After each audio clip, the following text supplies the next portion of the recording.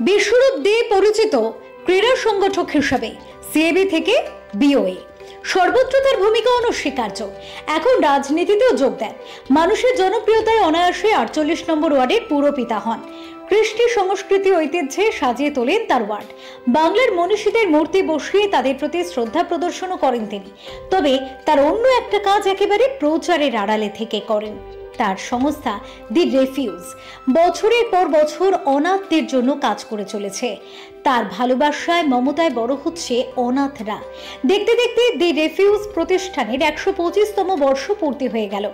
বর্ণাঢ্য শোভাযাত্রার মাধ্যমে বর্ষপূর্তি উদযাপিত হয়। উপস্থিত ছিলেন ক্রিকেটের রাজকন্যা ঝুলন গোস্বামী, সিএবির সভাপতি স্নেহাশিস গঙ্গোপাধ্যায়, সিএবির যুগ্ম সচিব দেবব্রত দাস ও বাংলার প্রথম লোকায়ুক্ত মান্যবর বিচারপতি অসীম কুমার রায়।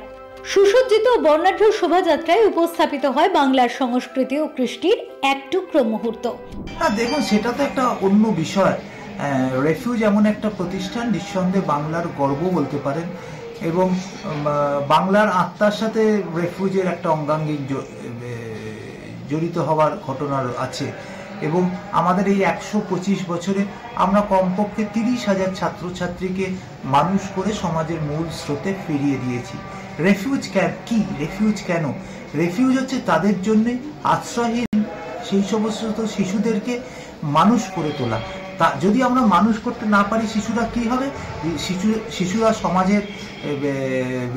সমাজ বিরোধী তৈরি হবে, শিশুরা অন্য রাস্তায় চলে যাবে।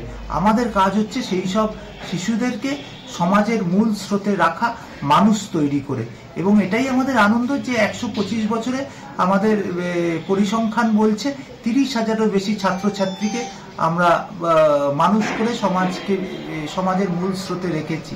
Bureau report, channel 10।